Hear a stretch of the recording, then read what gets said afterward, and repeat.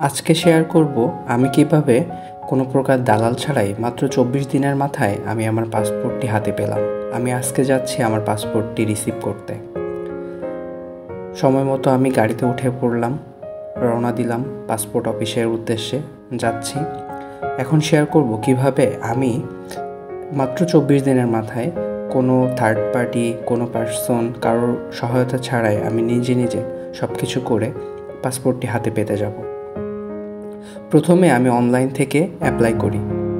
যেভাবে পাসপোর্টের জন্য অ্যাপ্লাই করতে হয় আমি ইউটিউব থেকে শিখে তারপর পাসপোর্টের জন্য অ্যাপ্লাই করি অনলাইন থেকে।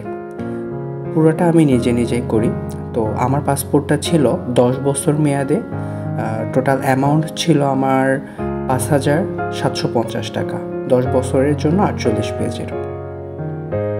আপনারাও চাইলে এমনভাবে খুব সহজেই অ্যাপ্লাই করতে পারবেন, কোনো প্রকার দালালের সহায়তা, কারো সহায়তা ছাড়াই, আমি যেমনটি করেছি। অনলাইন অ্যাপ্লিকেশন সাবমিট করার পর আপনাকে ব্যাংক ড্রাফট করতে হবে। যে অ্যামাউন্টটা আপনি করবেন, যদি 5 বছর করেন তাহলে যে অ্যামাউন্ট, এবং যদি 10 বছর করেন তাহলে যে অ্যামাউন্ট, এটা আপনাকে ব্যাংকের মাধ্যমে পরিশোধ করতে হবে। এই কাজটা করার পর আপনি যে কোনো একটা দিনে টাকা জমা দানের যে রিসিভ, ওইটা নিয়ে আপনাকে যেতে হবে পাসপোর্ট অফিসে। যে ডকুমেন্টগুলো ওখানে থাকবে, যেমন কারেন্ট বিলের এক কপি, আপনার এনআইডি কার্ডের এক কপি, আপনি যে টাকা জমা দিয়েছেন সেটার এক কপি, সবগুলা নিয়ে আরও কিছু ডকুমেন্ট ওখানে রিকোয়ারমেন্ট থাকে, ওগুলা নিয়ে আপনাকে পাসপোর্ট অফিসে যেতে হবে। পাসপোর্ট অফিসে যাওয়ার পর আপনার কাজটা তারা ইনভেস্টিগেশন করবে। ইনভেস্টিগেশন করার পর যদি সব কিছু ঠিকঠাক থাকে তাহলে আপনাকে ওনারা সব কিছু ওকে দিয়ে একটা ডেলিভারি স্লিপ দেবে যে হ্যাঁ, আপনি এত তারিখে পাসপোর্টটা পাবেন। তারপর আপনি কি করবেন, আপনি বাসায় চলে আসবেন। বাসায় চলে আসার পর আপনি বসে থাকবেন পুলিশ ভেরিফিকেশনের জন্য। পুলিশ আপনাকে কল করবে ভেরিফিকেশনের জন্য। আপনাকে হয়তোবা যেতে হবে, অথবা পুলিশ আপনার কাছে আসতে পারে, এসে আপনার ভেরিফিকেশনটা করতে পারে। আপনার পার্মানেন্ট অ্যাড্রেস এবং প্রেজেন্ট অ্যাড্রেস যদি ভিন্ন হয় তাহলে আপনাকে 2 জায়গায় ভেরিফিকেশন করতে হবে, প্রেজেন্ট অ্যাড্রেসে একবার, পার্মানেন্ট অ্যাড্রেসে একবার।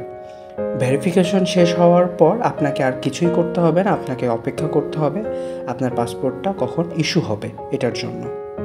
আপনি অনলাইনে দেখতে পারবেন আপনার পাসপোর্টটা ইস্যু হয়েছে কি হয় নাই। যখনই দেখবেন আপনার পাসপোর্টটা ইস্যু হয়েছে এবং আপনার ডেলিভারি স্লিপে যে ডেটটি দেওয়া ছিল যে হ্যাঁ, আপনি এত তারিখে পাসপোর্টটি গ্রহণ করতে পারবেন, ওই তারিখে আপনি পাসপোর্ট অফিসে চলে যাবেন। পাসপোর্ট অফিসে যাওয়ার পর আপনাকে ওই ডেলিভারি স্লিপটি জমা দিতে হবে এবং আপনাকে ফিঙ্গার দিতে হবে। ফিঙ্গার দেওয়ার পর আপনাকে পাসপোর্টটি দিয়ে দেওয়া হবে। এভাবেই খুব সহজেই আপনি নিজে অ্যাপ্লাই করে কোনো প্রকার দালালের সাহায্য ছাড়াই নিজে পাসপোর্ট অফিসে যেয়ে নিয়ে আসতে পারবেন। আজ এ পর্যন্তই। ধন্যবাদ পুরো ভিডিওটি দেখার জন্য। আশা করি ভিডিওটি অনেকের উপকারে আসবে। দেখা হবে পরের ভিডিওতে। আল্লাহ হাফেজ।